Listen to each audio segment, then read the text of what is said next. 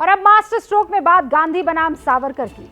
सावरकर को मानने वाले उन्हें स्वतंत्रता सेनानी कहते हैं और वीर सावरकर की उन्हें उपाधि दी जाती है। लेकिन गांधी को मानने वाले सावरकर को स्वतंत्रता सेनानी नहीं मानते हैं, क्योंकि वो सावरकर पर गांधी की हत्या में शामिल होने का आरोप लगाते हैं। विनायक दामोदर सावरकर 1948 में महात्मा गांधी की हत्या के बाद उन्हें गिरफ्तार किया गया था, लेकिन बाद में अदालत से वो रिहा हो गए थे। यानी उन पर गांधी की हत्या के आरोप तो लगे, लेकिन साबित नहीं हुए। अब सवाल यह है कि हम आज ये बात आपसे क्यों कर रहे हैं, क्योंकि आज एक पब्लिकेशन यानी प्रकाशन पर विवाद हो गया है।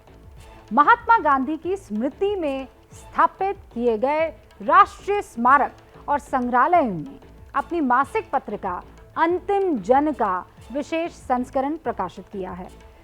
ये जो संस्करण है वो सावरकर को समर्पित है और विवाद यहीं से शुरू हुआ, क्योंकि सावरकर पर गांधी की हत्या के आरोप लगे हैं। लेकिन गांधी स्मृति और दर्शन समिति यानी GSDS ने हिंदी में जो पत्रिका प्रकाशित की है वो सावरकर विशेषांक है। इस पत्रिका के संरक्षक बीजेपी के नेता विजय गोयल है और विवाद हुआ पत्रिका में लिखे शब्दों पर, क्योंकि विजय गोयल ने इस पत्रिका में सावरकर को की जो प्रस्तावना लिखी है वो इस प्रकार से है, पढ़कर सुना रही हूं।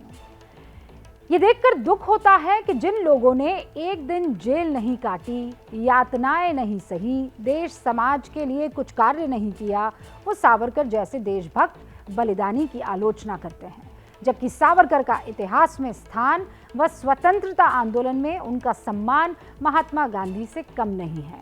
यानी गांधी के नाम की पत्रिका में सावरकर का विशेषांक ही नहीं है, बल्कि उन्हें गांधी के बराबर बताया जा रहा है। इसी पर विवाद हो गया है और गांधी के वंशज और कांग्रेस पार्टी दोनों इस पर नाराज हो गए हैं।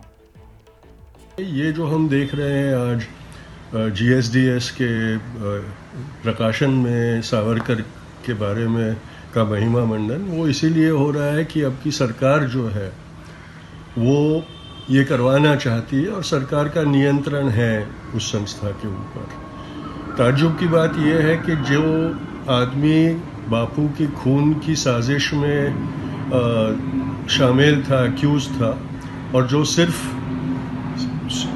पर्याप्त पुरावे न होने के कारण बलि किया गया, उसका महिमा मंडन गांधी के स्मारक की प्रकाशन में किया जा रहा है।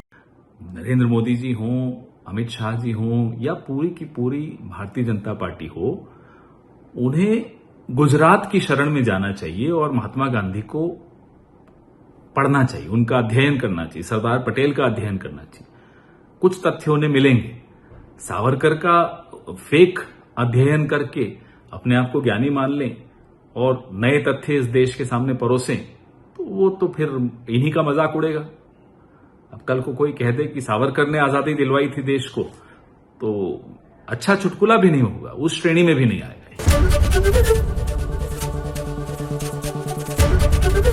ABP न्यूज आपको रखे आगे।